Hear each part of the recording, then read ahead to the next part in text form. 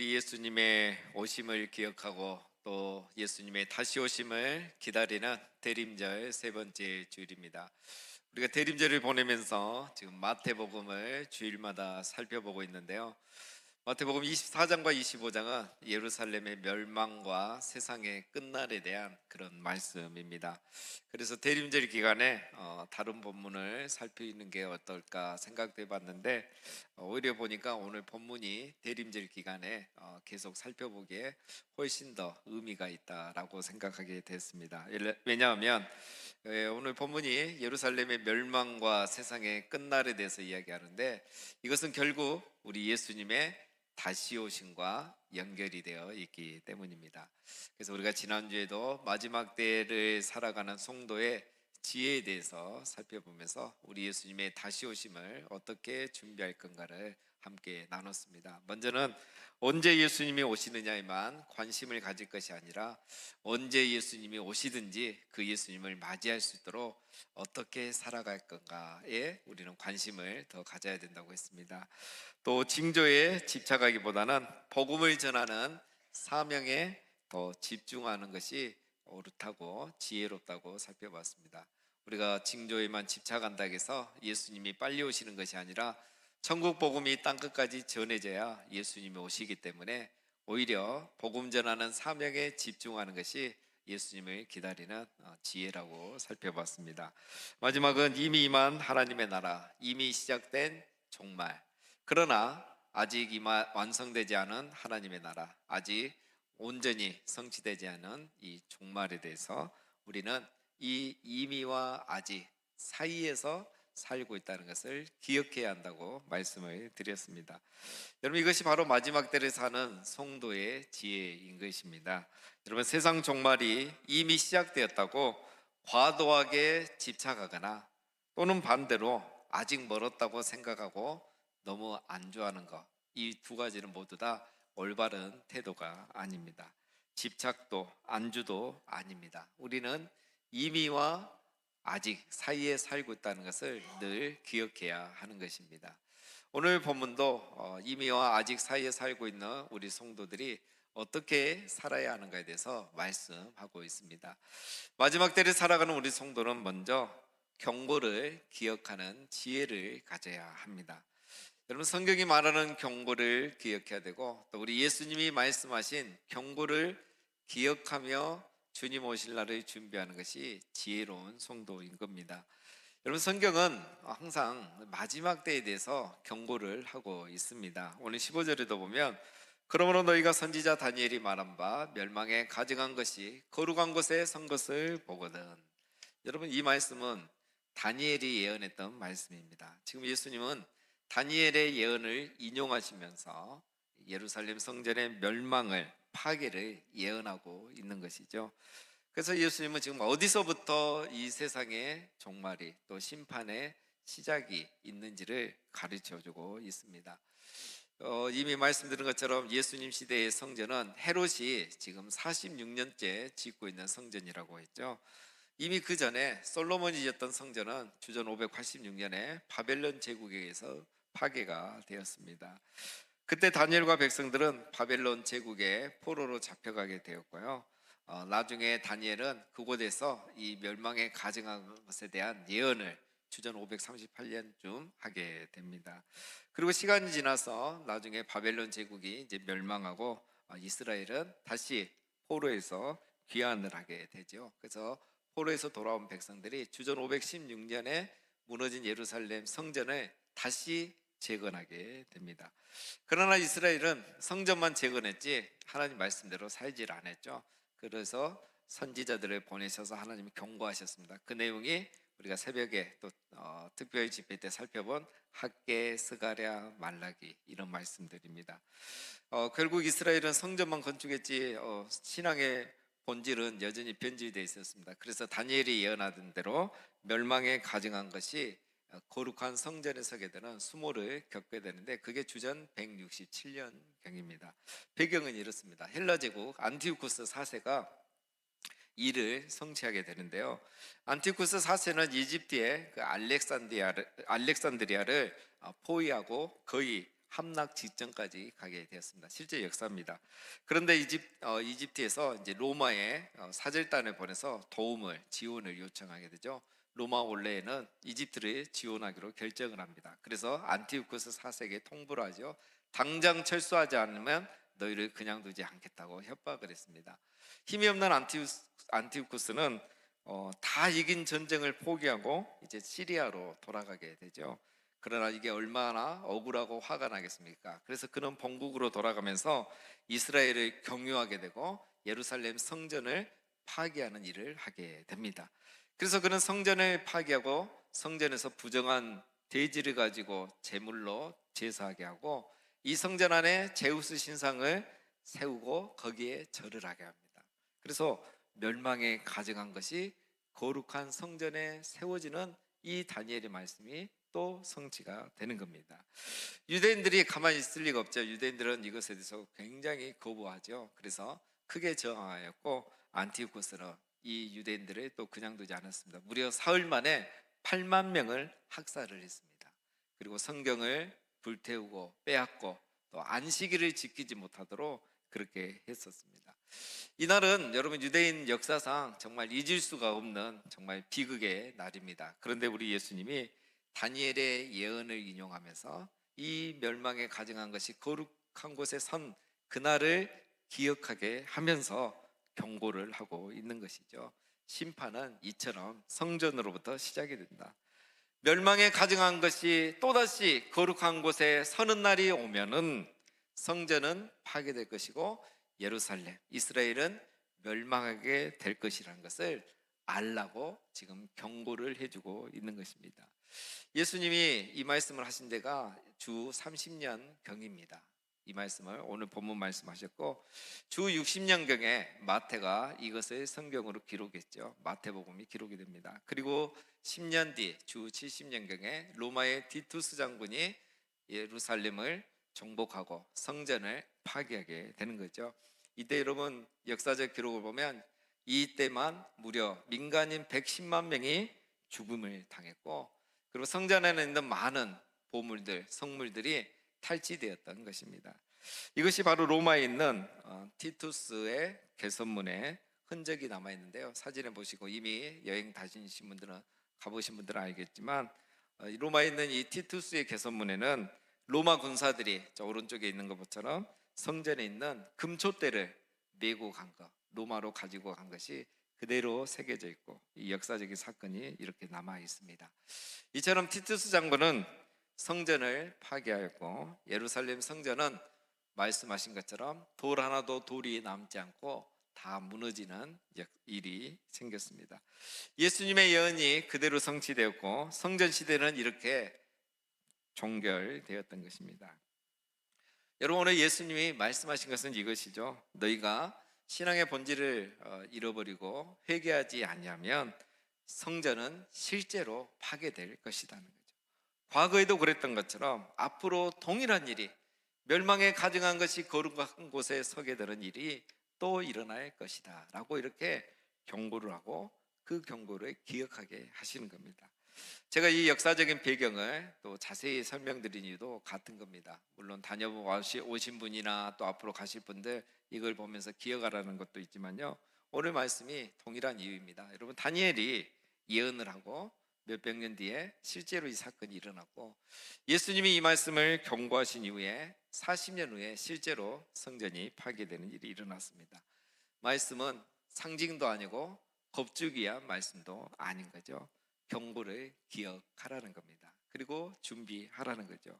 심판은 실제로 여기서부터 시작될 것이니 경고를 기억하고 준비하라는 것입니다. 16절에 그때 유대에 있는 자들은 산으로 도망할지어다 지붕에 있는 자는 집 안에 있는 물건을 가지러 내려가지 말며 밭에 있는 자들은 겉옷을 가지러 뒤로 돌이키지 말지어다. 성전이 파괴되는 심판, 나라가 멸망하는 이 재난은 실제로 일어난다는 거예요. 그래서 실제로 이렇게 행동해야지만 그날에 너희가 살아남을 수 있다라고 예수님은 실제적인 이야기를 하고 계신 겁니다. 이것은 긴박하기 때문에 이렇게만 해야지 살 수 있다는 거죠. 오늘 이 말씀은 뭘 말합니까? 이 마지막 재난의 실제성과 긴박성을 예수님이 이렇게 정확하게 이야기하고 계시는 겁니다. 그래서 여러분 역사적으로도 보면 요세푸스의 그 기록을 보면 그 당시 이제 로마가 주 70년에 예루살렘을 공격하고 성전을 파괴할 때 이 말씀을 들었던 기독교인들, 마태복음을 읽고 있던 기독교인들은 진짜 그날에 산으로 도망갔습니다. 요단강을 건너서 동쪽으로 지금의 요르단으로 다 도망가서 많은 기독교인들은 실제로 생존할 수 있었다는 기록이 남아 있습니다. 이것은 실제로 일어난 일이죠. 실제로 일어날 또 일이었고, 그리고 또한 이것은 너무 잔인하고 무서운 날입니다. 그래서 예수님 말씀하시죠. 그날에는 아이 벤 자들과 젖 먹이는 자들에게 화가 있으리로다. 너희가 도망하는 일이 겨울에는 안식일에 되지 않도록 기도하라. 그렇죠. 겨울은 추워서 더 고통스럽게 되는 거고, 안식일은 유대인들은 안식일에 1.5km 이상 이동하지 못하기 때문에 도망가다가 죽게 되는 거죠. 그래서 안식일이나 겨울은 훨씬 더 고통을 가져가는 거죠. 한국 전쟁 당시에도 여러분 일사 후퇴 때 혹독한 겨울 날씨에 여성들과 어린 아이들에게는 더 고통스러운 시간이었던 것과 같습니다. 이런 것처럼 실제적으로 이런 일들이 일어날 것이라고 예수님을 말씀하십니다.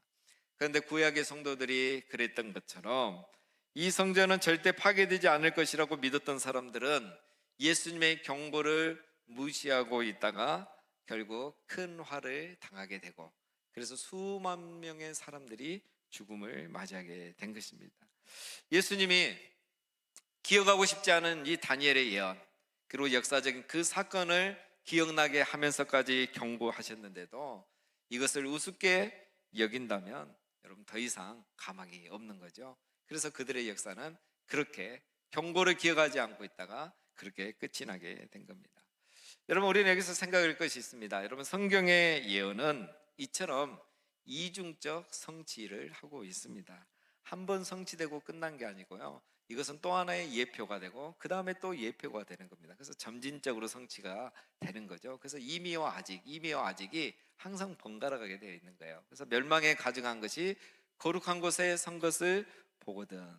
이 말씀은 이미 구약에서 끝난 게 아닙니다. 예수님이 인용을 하셨죠. 그것처럼 그런 심판의 예표를 봤는데 그런 일들이 또 너희들에게도 일어날 것이다 라고 예언을 한 거죠. 그것은 또 우리에게도 해당이 되는 겁니다. 그래서 선지자 다니엘이 이것을 예언을 했고 예수님이 또 이것을 인용해서 말씀하셨고 사도 요한이 요한계시록에서 이것을 또 인용하고 있습니다. 그래서 우리가 요한계시록 공부할 때 다시 다 말씀을 드렸습니다. 여러분 경고는 기억하라고 또 조심하라고 하시는 것이죠. 성전의 파괴가 실제로 일어났고 긴박하게 일어났던 것처럼 세상의 끝날도 실제로 올 것이고 갑자기 올 것이기 때문에, 그래서 너희는 이 경고를 기억하고 항상 깨어있는 삶을 살고 그날을 준비하라고 예수님은 말씀하고 계시는 겁니다. 사랑하는 성도 여러분, 이미 성경은 우리에게 마지막 때를 경고하고 있습니다. 실제로 일어날 것이고 실제로 세상 끝날은 올 것이고 그날은 갑자기 올 것이라고 말씀하고 있습니다. 우리가 이 경고를 항상 기억하고 깨어 준비하는 우리 모두가 되시기를 주님의 이름으로 축원드립니다. 두 번째, 우리는 마지막 때를 살아가면서 징조를 분별하는 지혜를 가져야 됩니다. 징조에 집착할 필요는 없지만 징조를 분별하는 지혜는 필요한 것입니다.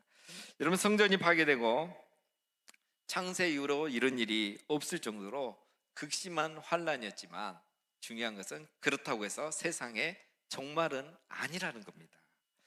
예루살렘 성전이 파괴되고 예루살렘이 멸망하는 것은 세상의 종말이 왔다는 것이 아니고 세상의 끝날이 이제 시작이 되었던 것을 알리는 신호일 뿐인 겁니다. 그런데 그들에게는 이 예루살렘 성전이 파괴되고 유대 민족이 이제 멸망하게 되니까 마치 세상이 끝난 것처럼, 이 종말이 온 것처럼, 이 세상의 역사도 함께 끝나는 것처럼 그들은 생각을 했어요. 그래서 그때 이런 혼란을 틈타서 많은 거짓 선지자들이 그 시대에도 나타난 것입니다. 그래서 예수님은 미리 경고하죠. 그때에 사람이 너희에게 말하되 보라 그리스도가 여기 있다 혹은 저기 있다 하여도 믿지 말라. 거짓 그리스도들과 거짓 선지자들이 일어나 큰 표적과 기사를 보여 할 수만 있으면 택하신 자들을 미혹하리라. 보라 내가 너희에게 미리 말하였노라. 여러분 시대가 어둡고 혼란스러울수록 자기가 예수라고 하고 자기가 대안이라고 말하는 사람들이 많이 나타납니다. 그래서 갈수록 여러분 이단과 사이비들은 많아지고 이렇게 커지게 되어 있는 겁니다.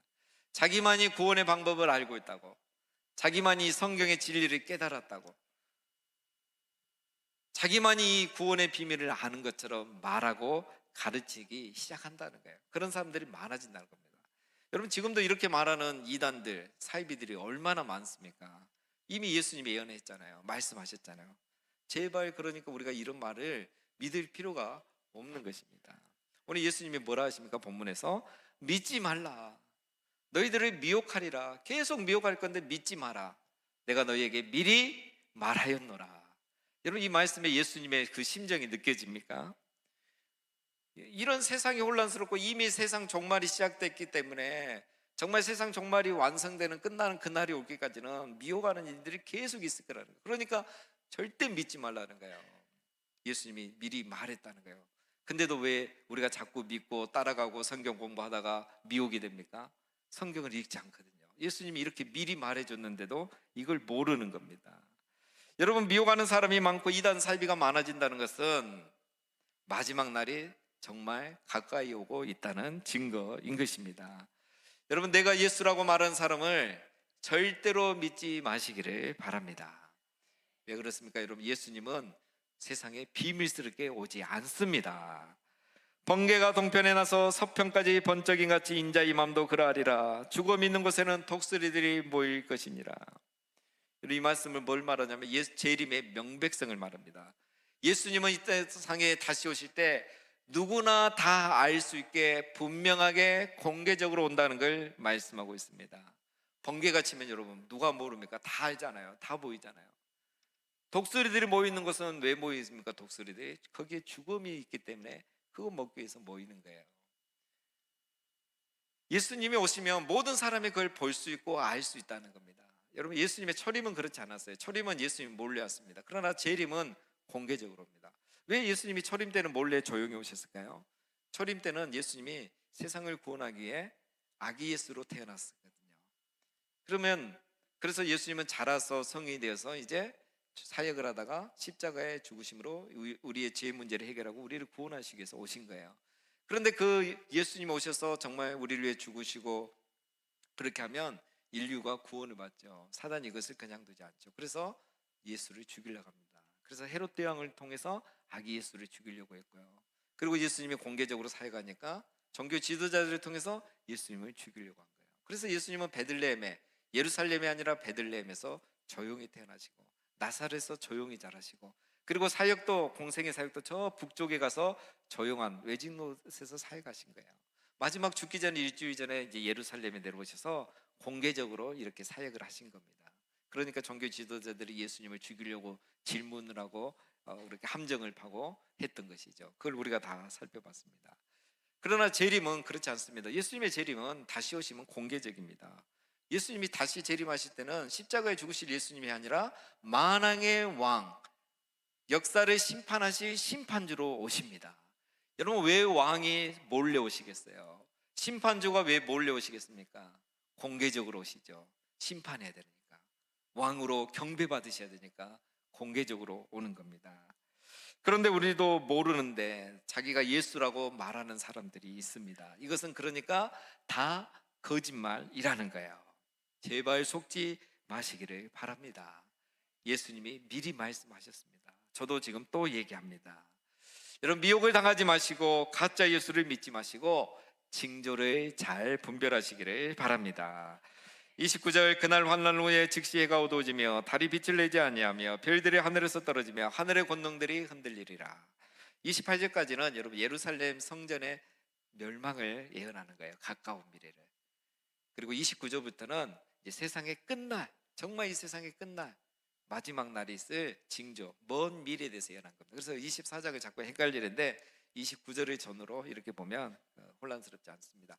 29절 이후에 예수님이 세상 징조에 대해서 많은 얘기를 하지 않으세요. 왜냐하면 이거는 나중에 보면 예수님 시대보다는 우리에게 더 해당되죠. 사도 요한이 나중에 다 이 징조를 얘기합니다. 그게 바로 요한계시록에 다 나와요. 그래서 일곱 나팔과 함께 정말 놀라운 일들이 이제 시작이 됩니다. 29절처럼 하늘의 징조가 나타나고 천재지변이 시작되고 정말 인류가 경험하지 못한 감당하기 어려운 일들이 일어나고 성도들조차도 그때는 정말 하나님의 특별한 복 없는 어려운 환난과 고난과 핍박과 죽음이 이제 시작이 되는 날이 오는 겁니다. 그런 환난이 지나고 나면 이제 예수님이 다시 오시는 거죠. 30절에 그때에 인자의 징조가 하늘에서 보이겠고 그때에 땅의 모든 족속들이 통곡하며 그들이 인자가 구름을 타고 능력과 큰 영광으로 오는 것을 보리라. 그가 큰 나팔 소리와 함께 천사들을 보내리니 천사들이 그의 택한 자들을 하늘 이 끝에서 저 끝까지 사방에서 모으리라.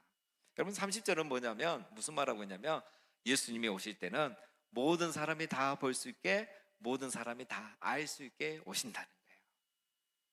큰 징조가 있고 마지막 큰 징조가 있고 나면 예수님은 모든 사람이 볼 수 있게 오시는 거지 지금 몰래 이렇게 와서 내가 예수라 그렇게 말하지 않는다는 거예요. 그리고 예수님이 오실 때는 큰 나팔 소리와 함께 계시록의 말씀에 의하면 7번째 나팔 소리가 울릴 때에 예수님은 이 땅에 다시 오시는 겁니다. 오늘 이 말씀이 하는 것은 이 두 가지입니다. 예수님은 반드시 오신다. 그리고 예수님이 오실 때는 모든 사람이 다 알 수 있고 볼 수 있게 오신다라는 겁니다. 그러니까 그때까지 미혹당하지 말고 징조를 잘 분별하면서 준비해야 된다. 이것이 예수님이 하시는 말씀입니다. 32절에 무화과 나무의 비유를 배우라. 그 가지가 연하여지고 잎사귀를 내면 여름이 가까운 줄 아나니 이와 같이 너희도 이 모든 일을 보거든 인자가 가까이 곧 문 앞에 이른 줄 알라. 여러분 무화과 나무 가지가 연해지고 잎사귀가 나면 이스라엘은 여름이 시작이 된다고 합니다. 우리로 말하면 벚꽃이 피면 이미 봄이 시작된 것을 알 수 있는 것과 같은 거죠.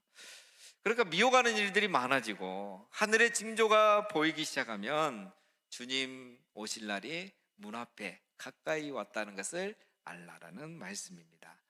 심판은 마지막은 모르게 오는 게 아니라 또 이렇게 갑자기 오는 것입니다. 여러분 마지막 때를 분별하고 마지막 때를 준비할 수 있는 징조를 우리에게 항상 보여주고 있는 것입니다.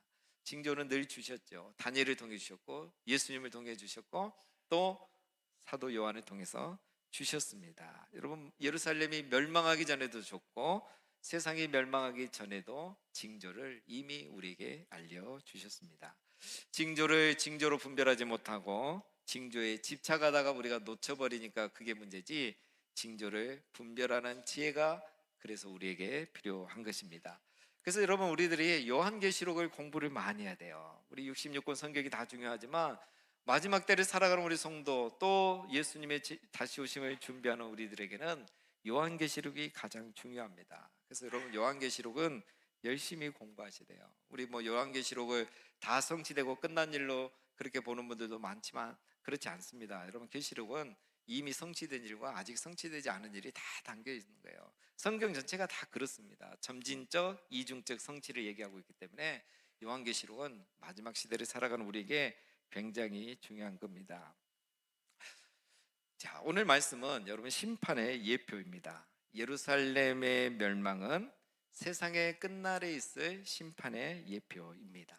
신앙의 본질을 잃으면 예루살렘 성전도 파괴되지 신앙의 본질을 잃어가며 그리고 교회가 배도의 시대를 시작하게 되면 그때는 심판이 시작된다는 것을 예표하는 겁니다. 그리고 그런 많은 징조들은 이미 성경에 예언이 되어 있습니다. 여러분 징조는 하나님의 인내의 표현이고 또 회개를 촉구하는 경고이고 늦기 전에 준비하라는 경종인 것입니다. 여러분 징조를 분별하고 시대를 분별하고 미혹에 현혹당하지 말고 시대를 본받지 않고 우리 주님의 다시 오심을 잘 준비하시는 지혜로운 성도가 되시기를 바랍니다.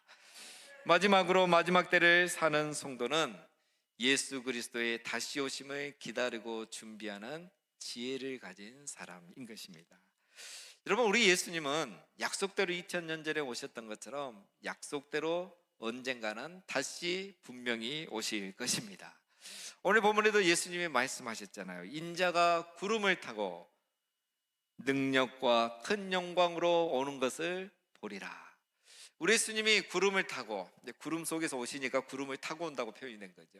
능력과 영광 중에 왕으로, 만왕의 왕으로, 열방의 심판주로 이 땅에 오는 것을 보게 된다겠어요. 우리 예수님 분명히 오신다고 말씀하셨습니다.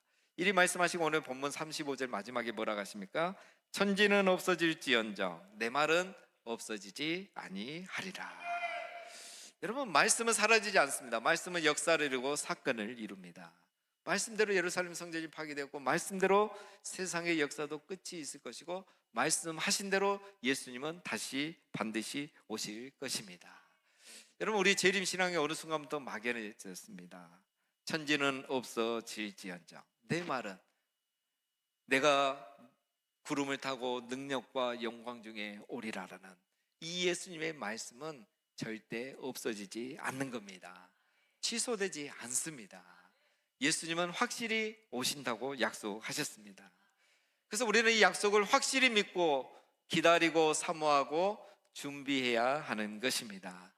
근데 우리가 이제는 시간이 흐르면서 실제로 예수님이 당장 오시지 않으니까 이걸 생각으로 믿고 말은 하는데, 실제로 우리가 그 다시 오심을 기다리지 못하고 또 준비하지 않고 있다는 게 문제입니다. 그래서 우리가 마치 천국이 아니라 이 땅에서 영원히 살 것처럼 살고 심판이 없는 것처럼 살아가는 것, 그것이 오늘 우리들의 문제인 것입니다. 우리가 지난 몇 주 동안 살펴본 것처럼 바리새인들처럼 우리는 하나님의 형상대로 지어진 하나님의 것이기 때문에 하나님께 되돌려드리는 삶을 살아야 되는데 그렇게 살지 못하고 사두개인들처럼 부활을 말하지만 부활이 필요 없는 것처럼 살아가고, 율법사처럼 성경은 너무 잘 아는데 하나님 사랑, 이웃 사랑, 가장 쉽고 기본적인 이것조차도 온전히 순종하지 않고 살아가는 게 우리들입니다. 여러분, 바로 종교 지도자들이 이렇게 살았던 것은 그들이 경고를 무시했기 때문입니다. 이렇게 살다가는 성전도 파괴되고 예루살렘도 멸망하게 될 거라는 예수님의 경고를 무시하고 그들은 본질을 잃고 본질이 변질되는 그런 삶을 살았던 거죠. 그리고도 헛된 자기 확신을 가지고 있었죠. 성전은 파괴되지 않을 것이고 하나님의 백성인 우리는 멸망하지 않을 거라는 헛된 자기 확신을 가지고 있었습니다. 그러나 변질된 신앙이 자기를 지켜주지 못했고 헛된 확신이 자기를 보호해주지 못했다는 것입니다. 여러분, 오늘 본문에서 예수님이 하신 말씀 하나의 결론입니다. 마지막은 반드시 있고 끝날은 반드시 오고 예수님은 반드시 다시 오신다는 말씀인 것입니다. 이미 예루살렘 성전에서 그런 일이 일어났듯이 앞으로도 이런 일이 일어날 것이고 그 후에 예수님이 오신다는 것, 이것을 오늘 예수님은 말씀하신 겁니다. 그래서 우리가 마지막 때를 어떻게 살아야 되는가를 예수님은 오늘 적용을 해서 얘기하신 거죠. 첫 번째는 예수님의 경고를 기억하고 현실에 충실하며 살아야 한다는 것입니다. 언제 주님이 오시든지 그 주님을 맞이할 수 있도록 현실에 충실하게 본질이 변질되지 않게 신앙생활 해야 한다는 것을 말씀해 주고 있는 것입니다. 두 번째는 미혹하는 일들이 계속 있을 것인데 미혹에 현혹되지 말고 징조들을 잘 분별하면서 이단과 사이비를 잘 항상 경계하며 살아야 하는 것입니다. 그리고 마지막으로 주님의 다시 오심을 기다리며 준비해야 하는 지혜를 잊지 말아야 한다는 것입니다. 세상이 영원할 것처럼 살아서는 안 된다는 겁니다. 세상에 영원히 살 것처럼 살아서도 안 된다는 겁니다. 이 세상은 끝날이 있고 심판의 날이 있고 우리 주님이 다시 오는 날이 있기 때문인 것입니다. 예수님은 2000년 전에 약속대로 오셨던 것처럼 앞으로도 언젠가 약속하신 대로 반드시 오실 것입니다. 그날에는 큰 나팔 소리와 함께 구름을 타고 능력과 영광 중에 임재하셔서 다시 오셔서 천사들을 통하여 땅 이 끝에서부터 저 끝까지 택하신 자들을, 구원받은 자들을 다 모으실 것입니다. 여러분, 마지막으로 우리 2000년 전에 어땠습니까? 예수님 처음 오실 때, 2000년 전 예수님이 처음 오실 때 누가 그 예수님의 오심을 맞이하였습니까? 경고를 기억하고 미혹되지 않고 징조를 분별해서 예수님의 오심을 기다리고 사모하며 준비하던 안나와 시몬, 그리고 들판했던 목자들이 주님의 오심을 맞이할 수 있었습니다. 신앙의 본질이 변질되고 초심을 잃은 종교 지도자들조차 그것을 알지도 못했고 맞이할 준비도 못했고 오히려 예수님을 죽이려고 했죠. 앞으로도 이런 일은 또 동일하게 일어나는 것입니다. 누가 주님의 다시 오심을 맞이할 수 있을까요? 주님의 경고를 기억하고 미혹되지 않고 주님의 오심을 정말 기다리고 사모하며 준비하는 성도들만이 주의 다시 오심을 맞이할 수 있게 되는 것입니다. 사랑하는 우리 성도님 여러분, 우리 모두가 경고를 기억하고 미혹에 현혹되지 않고 징조를 분별하고 주님의 다시 오심을 사모하며 기다리며 준비하다가 영광 중에 오실 우리 주님 맞이하고 어린 양 혼인잔치에 참여하게 되는 우리 모두가 다 되시기를 주님의 이름으로 축원드립니다.